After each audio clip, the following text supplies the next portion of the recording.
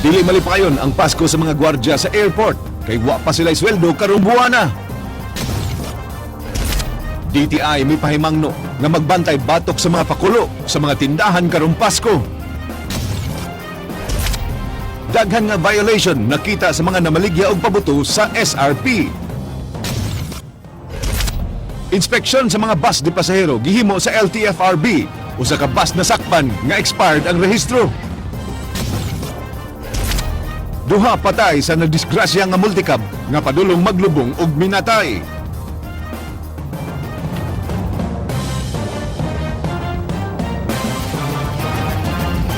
May nga pong Sugbo Kabisayan, aniya na ang mga balita uban ang kanitibukang puwersa sa News 5 Cebu karong adlawng Martes, petsa 23 sa buwan sa Disyembre tuig 2014. Ako si Glenn Soco. Amo nang hihatod ang masayong pagbalita inubanan sa mas komprehensibong impormasyon. Ako si Georgia Herrera. Happy ka dito ngayong Pasko. Georgia, nunot sa holiday season, din dagsa ang mga pasahero. Gisiguro sa transportation agencies nga luwas sakyan ang mga sakyanan. Gani dunay usa ka bus na sakpan nga expired na ang rehistro. Hinon, dugang special permits ang gi-issue sa LTFRB alang sa dugang bus nga mohatod og kuha sa mga pasahero. Jinky Bargio, Sugin Limi. Kaganihan na matikda ng inanay na nga pagdagsa sa mga pasahero sud sa South Bus Terminal nga buot mamauli sa ilang tagsa-tagsa ka mga dapit aron sa ulugon ng Pasko ug bagong tuig. Tungod ini, ang mga sakop sa LTFRB daling mipahigayon og random inspection sa mga bus di pasaheroan pagsusi kung kompleto ba sa ilang mga dokumento ang mga drivers.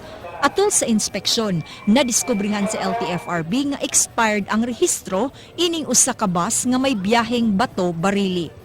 Tanaw na ko pero lalo po na ko pa ha. Kani man ni papilis. Oo, pwede na siyang kuluron kay may ilang nadala. So kinahanglan mapakita nila nga bago ang ilahang prangkisa bagong extend kung expand galing.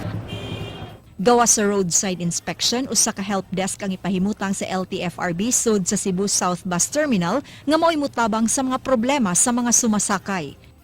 Unya usapod atong gi-monitor kanang mga public utility vehicles nga mo refuse og ride sa mga pasahero kana first and foremost nato ng concern. Kung na sila mga reklamo, atong hotline sa LTFRB is 231-6221 og atong aksyonan ang mga ilahang complaints. Agig pangandam sa pagsugwak sa mga pasahero sugod og mga adlaw, 80 na ka mga units ang nahatagan nila og special permit. Awhag sa pamunuan sa South Bus nga kung mahimo, musayo og biyahe aron malikayan nga ma-stranded sud sa terminal. Jinky Bargio, News 5. Department of Trade and Industry mipahimangno batok sa mga Christmas promo nga way tugot gikan sa ilang opisina. Giawag usab ang publiko sa pag-report ngadto kanila kung adunay na matikdang pagsaka sa presyo sa mga produkto alang sa Noche Buena. Andrea Patenya, Sugin Limi. Duha na lang kaadlaw sa di pa ang Pasko ug ang mga tindahan napuno na sa mga tao nga nag-last minute shopping. Hilabi na nga wag tuo ang mga Christmas promos ug discounts. Apan ang Department of Trade and Industry mipahimangno sa publiko nga magbantay kung moapil og promo sa mga shopping centers sama sa raffle. Kinahanglan nga ilang masiguro nga aduna kini DTI promo code. Pipila na kareklamo ang ilang nadawat gikan sa mga konsumidor nga makadaog og raffle apan di makadawat og premyo o kaha di ang gisaad nga premyo ang madawat. During this Christmas season, we are advising consumers to be extra careful and vigilant in making sure that there's promotional gimmicks that business establishments are offering are, credible. Like making sure that there is a DTI permit corresponding to that promotion. Matod PTI, tanang isabisamento nga mupahigayon og promos, kinahanglang musumiti nila og letter request di inakalatid tanang mechanic sa ilang promo. Katong di moagi sa tukmang proseso, mahimong mamultahan og 500 ngadto sa 1 ka milyon ka pesos. Pahimangno sab sa DTI 7 nga di motuodayon kun ugaling pahibawon nga nakadaog og premyo, hilabi na og way giapilan, sanglit kasagaran niini usa ka scam o di kaha usa ka deceptive advertising aron paapilon sa networking o insurance. Gi-monitor sa DTI-7 ang mga tindahan aron pagsiguro nga di mula pa sa suggested retail price ang mga Noche Buena products sama sa ham ug spaghetti ingredients. Nanawagan sab sila sa publiko nga ma-report dayon kanila kung makabantay nga mahal ra kaayo ang Noche Buena products sa usa ka tindahan. Then they have to report it to us. It would be best if they could produce, say, for instance, the proof of transaction. That is the best evidence that they could support their complaint. Andrea Patenia, News 5. Pangu sa kapulisan sa Dakbayan sa Sugbo, padayong gipressure ang iyang ginsakpan nga kinahanglan dili musaka ang krimen sa syudad karong tuiga nunot sa holiday season hangtod na sa sinulog celebration. King Perez, Suginlimi. Alang ni Cebu City Police Office OIC Conrado Capa, nagpabiling malinaw ng dakbayan sa Sugbo nunot sa nagsingot nga kasaulugan sa Pasko. So we hope to sustain this until sinulog. Nagpabilin ang mando ni Capa sa iyang mga ginsakpan nga kinahanglang di musaka ang insidente sa mga krimen karong tuiga. Mao nga iyang gipatuman ang increased police visibility sa mga lugar kung asa mudagsa ang mga tao karong Pasko, sama sa mga business and financial establishments. Mostly ang ginawa namin because of the past hold-ups. Mostly we concentrated on police visibility, stop and check operations like sisitahin, individuals mainly riding in tandem, checkpoints here and there. Wa pa sila na monitor nga pagsiaw sa mga gidudahang crime group nga mo'y gituohang responsable sa sunod-sunod nga pagpanglungkab sa Sugbo. We cannot let our guards down. Bisan og gamay pa ang namaligya og mga pabuto mando niini sa kapulisan sa syudad nga dakpon kadto mga mamaligya ay nga wa nahimutang sa mga designated areas. Ingon man kadtong namaligya og mga illegal nga pabuto. Kung merong clandestine, firecracker manufacturing, so they have to go after that. And sale of those, what's this? The big ones, no? Yung mga super something, confiscate the goods immediately. I'll do that probably after Christmas na. King Perez, News 5. Ang firecracker zone na sab sa South Road Properties ang gi-inspection sa kabomberohan kaganina. Unsa kay resulta sa maong operasyon? Na Andrea Patenya, Suginlimi. Daghang violations ang nakitaan sa taga Cebu City Fire Department sama ni ining upat ka mga stalls nga nagsugod na og operate bisan og way napakitang permit. Duna say mga manindahay nga napakya sa pag-post sa ilang mga permit gawa sa ilang stalls. I-require natin pa secure ma'am, kaya na pa sa display na ra ba? So amo nang i-require tingali nga makuan total Anyway, we kuan pa man balik pa man may mga as per our meeting good 29 mo rin-inspect me dere. Samtang kining gibaligyang sky lantern sa stall ni Noy Jeffrey, gipahipos kay gidili kining ibaligya sa lugar. Ma'am kanang sky lantern kanang once good nga dagkutan na siya mulupad na siya di ba? Nya what if kung matagak siya kanang mga buta nato gakayo pa niya matagak sa kanang mga dry nga mga sagbot or balay nga mga light materials. So posible gid niya makakosol sunog mo na ato siyang ibawal. Mao mi kabagon nga bawal ang sky lantern mo. Amo rin na siyang ipuson kung nay mangita mao sa ihatag namo. Kay sa uban nagabase sila sa presko sa sky lantern kanang mga pista senior, di ba? Kita mo? Wala gagyan na lupad ginaslatanan. Signage, no smoking, no testing. Wala. Wa tay nakita. Asa man nato ikuan, i-posting jud na ninyo. Dunay mga stalls nga wa pa nakabutang og no smoking ug no testing signs sama ni ining pwesto ni Orly. Dali-dali niya gisuwat ang signage gamit ang karton ug pentel pen. Gapon ang tani na kapalit og pentel-pen ba.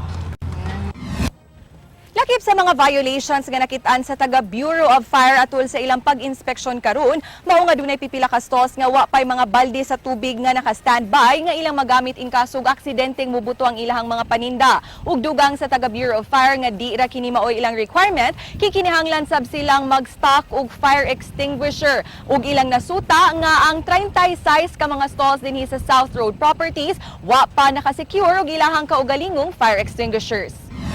Matod sa mga bumbero, kung di makorekt ang tanang violation sa sunod nilang inspeksyon karong petsa 29, posibleng mapasiradaan ang maong mga stalls. Wa hinuoy nakita ng BFP ug namaligya og matang sa pabuto nga gidili sa FESAGS. Ang mga gitugutang pabuto sa FESAGS mao ang baby rocket, bawang, small triangulo, pulling of strings, paper cups, El Diablo, Judas belt ug skyrocket. Samtang ang gitugot nga pyrotechnic devices mao ang sparkles, luces, fountain, jumbo regular and special, mabuhay, Roman candle, trompilo, airwolf, whistle device ug butterfly. Kinahanglan ang pulbura sa matag pabuto di mula pa sa 0.2 grams kun 1/3 teaspoon ug ang pabilo dunay igong gitas-on diin di mo buto ang firecracker ubos sa 3 seconds ug di sa mulapas og 6 seconds usa kini mo buto.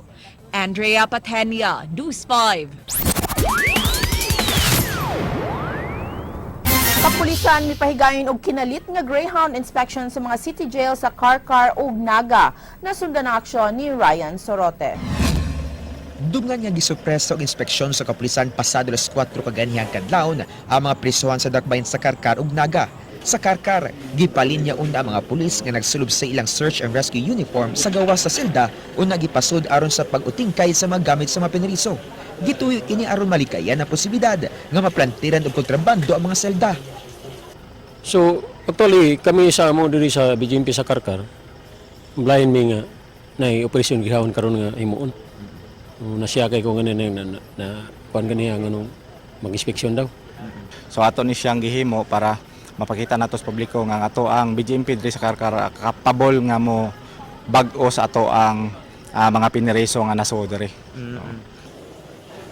Giganid ang inspeksyon sa mga pulis ang tanang suok sa maselda gikan sa mga hawanan ug pansayan diin posibleng dunay gipanago nga mga kontrabando sama sa mga hinagiban, drogas ug mga cellphone. Tagsa-tagsa sab nga gipangkapkapan ang dulan 150 ka mga penriso apan way bisan usa nga gidili sud sa prisuhan ang nakuha. Natigayon ang kinalit nga inspeksyon tunod sa kontrobersiya nga giatubang sa New Bilibid Prison. Gipasalig sa BGMP Karkar City nga hugot nilang ipatuman ang ilang lagda. So, ilasan ako nagpasalamat nga makita nila nga ang atong jail kuan gyud kay istrikto kay gud partian ng illegal entry sa contrabands. Actually, wa na gitay bisag sigarilyo di wala. Wasay nakuhang kontrabando sa dakbayan sa Naga. Nasayran nga bisan og sorpresa ang gipagayang inspeksyon. Uno nang nakig-coordinate ang BGMP 7 sa Police Regional Office 7 sa pagpahigayon og Greyhound operation aron sila makasud sa mga prisuhan. Hinuon, giklaro sa BGMP 7 nga abli sila sa samang operasyon sa mga law enforcement agencies sama sa PNP, Philippine Drug Enforcement Agency ug National Bureau of Investigation aron makapakita nga nagtrabaho sila og tarong. Ryan Sorote, News 5. Sa ulugon na ugma sa mga piniriso sa CPDRC ang ilang Christmas party uban ang ilang mga mahal sa kinabuhi apan dunay duha nga mag-anto sa Bartolina human gitudlong maoy hatdan unta sa nakumpiskang New Bay ni adtong Sabado. Jinky Bargio, Suginlimi. Wa nay nahimo kining duha ka mga inmates human sila positibong gitudlo sa mga nadakpan nga dalaw nga sila maoy hatdan sa nakumpiskang Nubin niadtong adlong Sabado sud sa CPDRC. Silang Danny Lopez ug Reynaldo Arsenal gibalhin sa maximum security. Ang duha pulos mihimakak sa pasangil nga sila maoy hatdan unta sa drogas. Dalaw to siya ni kauban ako palagyo. Nya nidalaw to diha pero wa sa to kay bawo si Jo nga mo na di siya na dun. Ako kay mismo na ibong anong na kuan ako ngan. Roger mananila ni kuan pa di mag-Roger. Matod sa security consultant sa Kapitolyo, pabiling ibartolina ang duha hangtod nga mag-usab sa ilang binuhatan. Ugma sa ulugon na sa CPDRC ang ilang Christmas party uban ang pamilya sa mga binilanggo. In the spirit of Christmas lang ba, tagaan mo chance nga magkauban sa sila tanan niya, mga pamilya nila. Jinky Bargio, News 5. Doble ang kalisdanan nga nasinati sa mga piniriso sa mga prisuhan karon. Sa Sugbo kay gawas nga sila nagdasok sud sa selda. Dunay panahon nga wa pagyoy tubig sama sa nitabo sa Karkar City Jail. Suginlimi, Ryan Sorote. Taliwas sa giatubang nga kontrobersiya sa Bureau of Correction, padayon way kalambuan ang kahimtang sa mga prisuhan dinhi sa Sugbo. Bisan gani ang Carcar City Jail nga may labing bagong prisuhan nga napatukod dinhi sa Sugbo. Doon naghihapoy ang mga giatubang nga mga problema sama sa anaara sa hawanan sa mga selda, mga tug ang mga pinriso. Problema sab nila ang supply sa tubig tungod sa kataasan himutangan sa mga pasilidad. Nasairan nga dunay higayon nga moabot og 5 ka adlaw una pa makaligo ang mga pinriso nga moresulta sa pagkasakit sa pipila kanila sama sa sakit sa panit nga makatakod. Gani dunay higayon nga nagtakod ang pipila ka mga pinriso sa makamatay nga sakit human masagol kanila ang usa ka masakiton. Dunay hino isolation cell ang Carcar City Jail karon dinhi pahimutang ang mga dunay makatakod nga sakit o mga salaway ng pinariso. Doon na say di mo minus na po ka mga personnel ang nagbantay ni ini nga kuwang rakaayo sa 148 ka mga pinariso di nang angay unta 46 ka mga jail officers. Palisi. So atong inmates nga muna mag kinahanglan ako nga gikan igawas nila diri nga adto na sa komunidad nga dawaton sila. Bisan ng Cebu Provincial Detention and Rehabilitation Center nga may labing dako nga prisuhan sa Lalawigan na problema sab karon sa kadagan sa ilang mga pinariso. Miabot na karon og 1,600 ang mga pinariso sa CPDRC nga doon na rauntay capacity nga 1,200. Una nang gihulagway sa Department of Justice nga overcrowded na ang mga prisuhan sa Sugbo, di nang Mandawi City Jail may labing puno kay miabot kinig kapin usa ka libo nga doon na raunta kini capacity nga 65 ka pinariso. Gisundan kini sa Lapu-Lapu City Jail o Cebu City Jail. Ryan Sorote, News 5. Mga bilangguan sa Sugbo dili mahisama sa New Bilibid Prison. Bisan og adunay maximum security facility, dili tagsa og selda ang binilanggo. King Perez, Suginlimi. Mato di Gobernador Junjun Davide, walay maximum security facility ang CPDRC. Gihimo usab ang pag-inspeksyon sa selda sa kapin 2,000 ka mga inmates. Mingking sa PDRC. Imagine na yung mga flat screen, TV, niya doon pa mga pila ka cellphones, doon pa yung mga armas. Yun sa paglusot niya. So, something's really wrong there. Kay considering nga atong pasilidad kagmayra, Matod ni City Jail Warden Johnson Calob, ang City Jail adunay maximum security facility. Apan moabot og kapin 15 ka inmates ang sulod sa matag selda. Gitugutan ang paggamit sa TV sets, apan gidili ang cellphone sa mga piniriso. may palisiya nga tugutan sila. Naalang may landline nga ato sila niya monitor sa gwardiya. Matag semana ang City Jail nag-inspeksyon sa selda sa kapin 2,300 ka mga binilanggo. We are doing everything we can. We are putting measures in place para masumpo taning the drug trade sa CPDRC. Si Police Regional Director Prudencio Tom Banyas nagkanayon nga dili dayon sila maka-operate batok sa droga sud sa bilangguan kung walay pagtugot sa tigdumala niini. Ang City Jail gidumala sa Bureau of Jail Management and Penology samtang ang Provincial Jail gidumala sa kagamhanan sa lalawigan sa Sugbo. We have to coordinate with them because that's under their jurisdiction. King Perez, News 5. Mga gwardya sa Mactan Cebu International Airport wa pa makadawat sa ilang sweldo tungod sa paghawa sa tiglihok sa payroll sa ilang security agency. Kini ang giaksyonan ni King Perez, News 5 exclusive. Usa ka anonymous caller ang nanawag sa News 5 kabahin sa kahimtang sa mga gwardya sa Mactan Cebu International Airport. Iyang gitugan nga wa pa mahatag ang sweldo sa mga gwardya sa mong tugpahanan karong buwana nga panahon manunta sa Pasko. Dugang niini nga posibleng mahatag ang sweldo inig Pebrero pa sunod tuig. Tuod man dihang gipangutana ang mga gwardya sa airport ilang gitugan nga wa pa gyud sila makadawat og sweldo sa may aging kinsenas. Wala man delete lang. Na-delete lang. Delayed? Matod sab sa usa ka gwardya nga iyang nadunggan nga sa Enero pa mahatag ang ilang sweldo. Wa siya'y mabuhat ni ini kay mawagtangan unya siyang trabaho kundi motungan nunot sa pagkalangay sa ilang sweldo. Ihatag sir mas mayo sir. Kaya no, ana pa may maggamay nga kuan kay sa 13 man. Ihatag naman nila. Ang amo lang insinas nga sweldo wala pa. Giangkon sa supervisor sa Legazpi Security and Investigation Agency ang maong suliran. Karon nga work sir, matrabaho na mo ni makasweldo na jud. Kay parehapon may bull nga paabot sweldo. Gipasabot ni ini nga way sala ang nagduma sa airport kay available na ang kwarta alang sa swelduhan sa kapin 200 ka mga gwardya. Ang problema kay mihawa ang admin officer sa security agency nga mo'y responsable unta sa paglihok sa ilang payroll. Tinguha karon sa Legazpi Security and Investigation Agency nga mahatag na ang sweldo karong buwana. Matod sa supervisor nga mahimuon ng gamiton sa mga gwardya ang ilang 13th month pay karong Pasko. Available ang kwarta, ang bayad. Problema kay sud sa inyong agency. O nasa agency kay ang sa DTR na mo. Pero after mag-work out ng DTR, mapapurward dito, okay na. King Perez, News 5. Duha ang patay sa nahitabong disgrasya sa usa ka multicab nga gimaneho sa usa ka menor de edad. Ray Pasaporte, Suginimi. Duha ang patay samtang ubay-ubay sab ang naangol sa dulan 20 ka tawo nga sakay sa multicab nga napaling sa Barangay Road sa Butong Bukirang lugar sa lungsod sa Ronda. Sa hulagway nakuha sa PNP dito sa crime scene, makita nga napaling ang multicab nga kargado sa pasahero. Sa kakusog sa pagkatumba na tangtang ang windshield. Mao na lang kini ang nagpabilin ang duha ka tsinelas sa mga biktima. Gusto na juga. Nya, Nya, kalit mga disgrasya, sir. unsa may kuan nakita nimo pagka kuan? Ag babae dali na natagak siya ba sa kuan lang man. O ag sakyanan dito ha. Ag katong bata nalupad kay naa man. Nabilin tong babae kay dili lubot dapat. Kalit ra kay sa kay ag sakyanan hinay bindagan dili yung kusog yo. Pero ana ba? Pag gabling yung speakers, na-apply yung brake.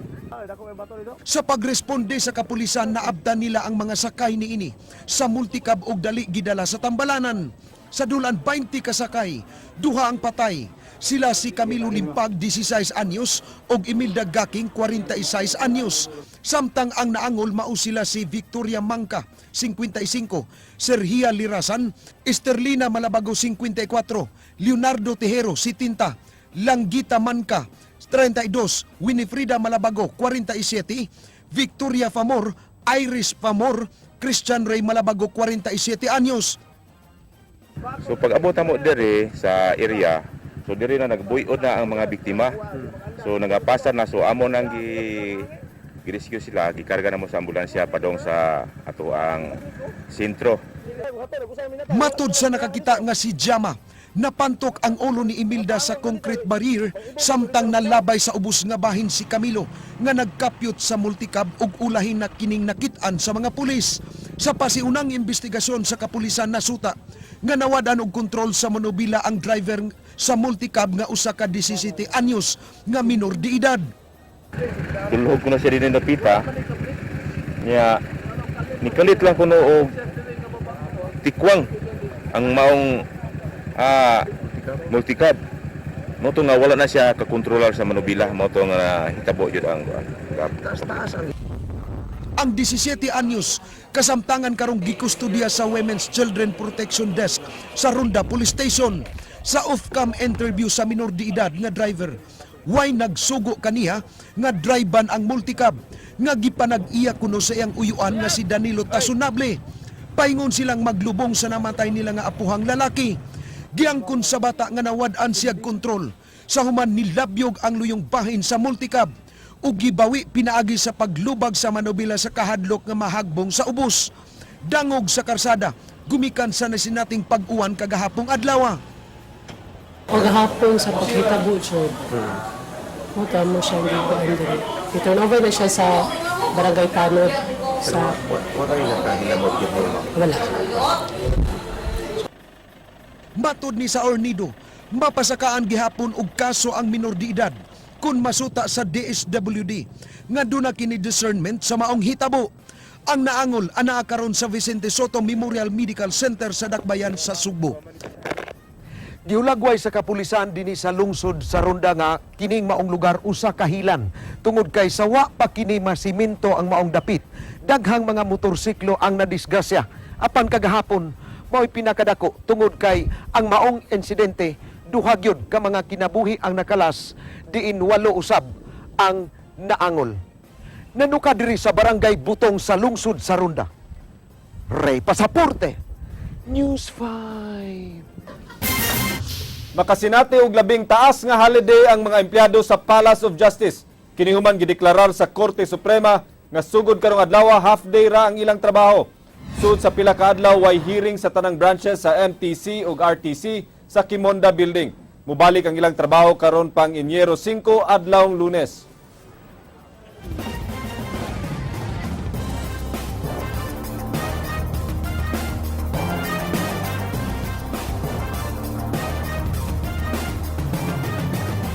Happy ka dito ngayong Pasko. Georgia, duha ka adlaw na lang ug Pasko na. Mao nga nanghatag og pinaskuhan ang Criminal Investigation and Detection Groups 7 ngadto sa ilang piniling beneficiary karong tuiga. Ang Gugma Home for the Dying Destitute sa Dakbayan sa Subo mo'y ilang gihatagan og grocery items. Gigasto sa CIDG ang proceeds nga ilang natigom sa gipaygayon nilang fun shooting competition aron makapalit og hinabang. Mo ni gitanaw na to tanan medyo kini medyo nagkinahanglan jud og kontak tabang sa in term of mga yung bugas na sa dinas o kanang pagkaon.